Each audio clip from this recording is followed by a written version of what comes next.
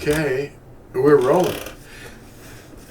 This is a little background on how to study that, a lot of teachers on the internet just throw these ideas out there and they make up stuff about words. And I'd like you to be equipped a little better so that you can actually test everything that you hear. This is kind of an opening statement about this and why I'm doing this. A comment came to me asking about the meaning of the letter H followed by numbers and what that meant. Someone asked me about that. And here's an example. See the H and the numbers that follow it. And then there's a G and numbers that follow it. Well, what those are research tools that first appeared in 1890 in Philadelphia, Pennsylvania, by James Strong, and it's fabulously popular. It's called Strong's Concordance. What is a concordance? That's what we're going to look at. Anyway, the number, or the letter, is followed by a series of numbers, and it represents a concordance number and may be preceded by a letter like H or G. The H stands for Hebrew, and the numbers that follow it lead to a word found in what is called a concordance. H1167 is a concordance number for the Hebrew word Bel. Now that's a Canaanite storm deity, if it's used as a proper noun. And the name means Lord. That's what the storm deity of the Canaanites, Bel, they usually transliterate it Baal. So it's not good.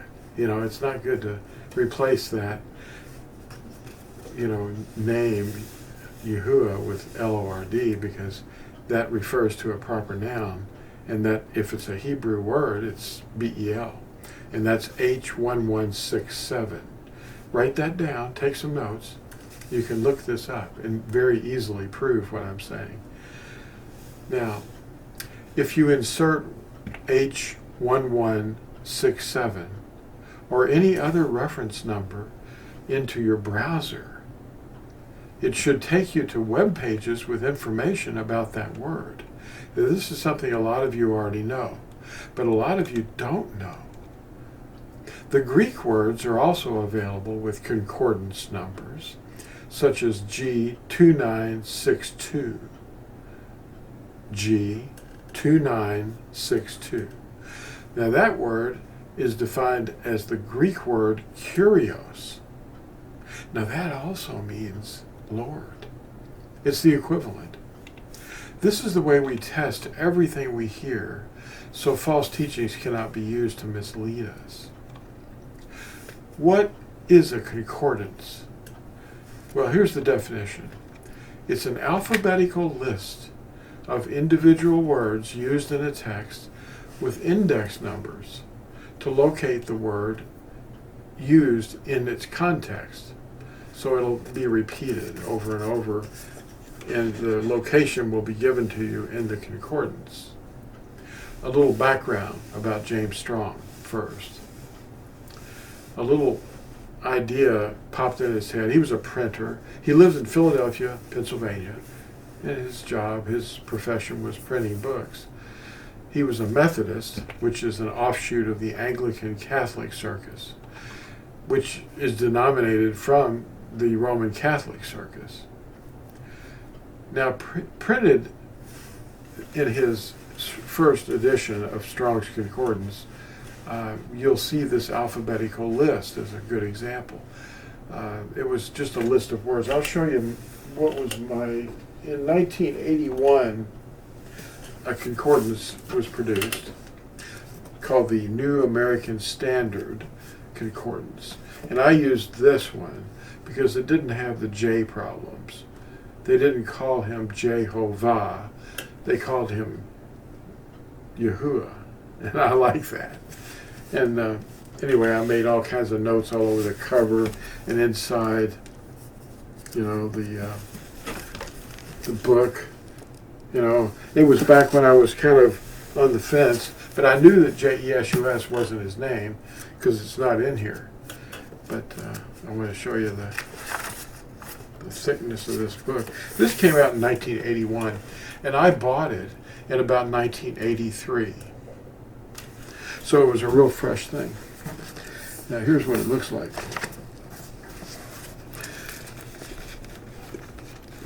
It's double-sided. It's 3 columns, and the concordance numbers, I can't show you a close-up of it, but the phrases are actually alphabetical, and it's got a Hebrew dictionary so that you can look at the number and go to the dictionary and find out what that number means. And then the Greek dictionary as well. So if it's a Greek word used in the King James Version, that's what they based it on. King James is based upon, James Strong based his translation on every single word in the King James so that people could look at the word and go, what's that? And then look it up. Even articles like the is, every word is concordance numbered. And certainly the name of the Creator and our Mashiach has to be important because look at this.